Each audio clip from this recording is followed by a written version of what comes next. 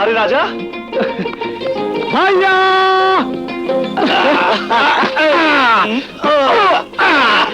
ভাইয়া কেমন আছিস ভাই? ভালো। কখন এলি? আরে এই মাত্র।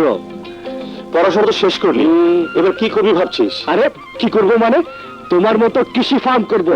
চাষির ছেলে আমি, তার উপর আবার চাষার ভাই। আরে চাষবাসই তো আমাদের খানদানি পেশা। জমি থাকলে তো চাষবাস করবি। এসব তুমি কি বলছো ভাইয়া? ঠিকই বলছি রাজা, আলতাফ চৌধুরী গ্রামের সব জমি দখল করে নেওয়ার পায়তারা করছে। লোভ দেখিয়ে নয়তো ভয় দেখিয়ে একের পর এক জমি কবজা করে নিচ্ছে। বললেই হলো, এটা কি মগের মুল্লুক নাকি? অনেকটা তাই। তা না হলে আজাদের পুরো পরিবারটাকে আলতাফ চৌধুরী খুন করে ফেললো, তার কিছু হলো না। আজাদকে শেষে তুলে নিতে হয়েছে অস্ত্র, ভালো ছেলেটা হয়েছে আজ ডাকাত। সময় বদলে গেছে ঠিকই, কিন্তু বদলায় না এই চৌধুরী বাড়ির মানুষগুলো। ভাইয়া, আমাকে ডেকেছো? হ্যাঁ, ঈশান কোথায়? পশ্চিম পাড়ায় গেছে। শুনেছি সেখানকার এক চাষা নাকি আমাদের নামে মামলা করেছে। আমাদের ঘরে গোলামি করে, আমাদের নুন খেয়ে আমাদের বিরুদ্ধে মামলা করার সাহস ওরা কোথায় পায়? এমন একদিন ছিল যখন ওরা আমাদের চোখের দিকে চোখ তুলে কথা বলতে পারতো না, আর আজ আমাদের বিরুদ্ধে মামলা করাও ওদের জন্য মামুলি ব্যাপার। শোন, যে জন্য ডেকেছে, এমপি সাহেবের সাথে দেখা হয়েছে? জি ভাইয়া। কি বলেছে? বলেছেন মাস 3 ভিতরে এই গায়ে সীমানা ঘেঁষে সরকারি রাস্তা তৈরি হওয়ার প্ল্যান পাস হয়ে যাবে। তখন জমির দাম রাতারাতি 10 গুণ বেড়ে যাবে। লোহা গরম থাকতে বাড়ি দিতে হবে নিশান। সমস্ত জমি জমা দখল করে নেবার এটাই উপযুক্ত সময়। কথা কথা আমাকে বাঁচার কথা, আমাকে বাঁচান। বড় কাশিরাম, কি খবর? আমার বড় ছেলেটা শহর থেকে চিঠি লিখে পাঠিয়েছে, পরীক্ষার জন্য টাকা লাগবে। আপনি ছাড়া আর কোনো উপায় নেই কর্তা।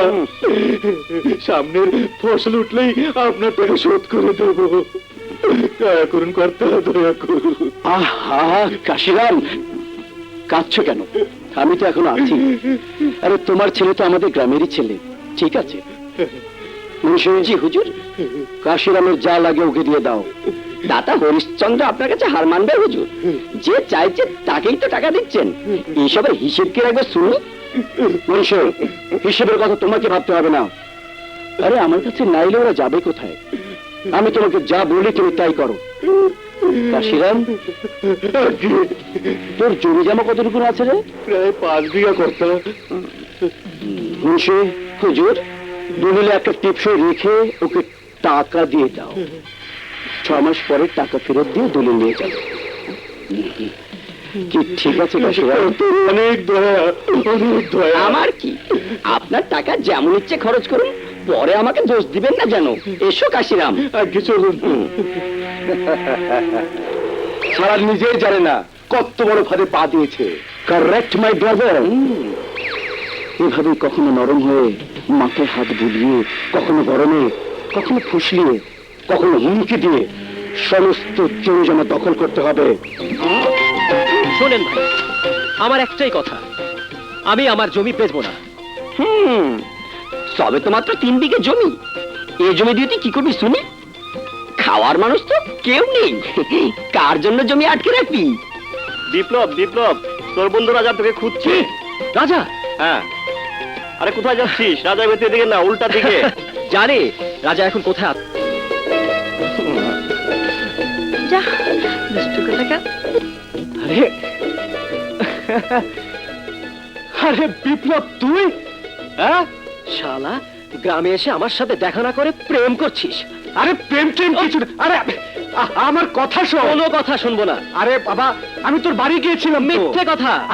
আরে দোস্ত শোন। আরে তোমরা মারামারি করতে থাকো, আমি চললাম। আরে তুমি আবার কোথায় যাচ্ছ? দাঁড়িয়ে দাঁড়িয়ে তোমার কুস্তি দেখার কোনো মানে হয় না।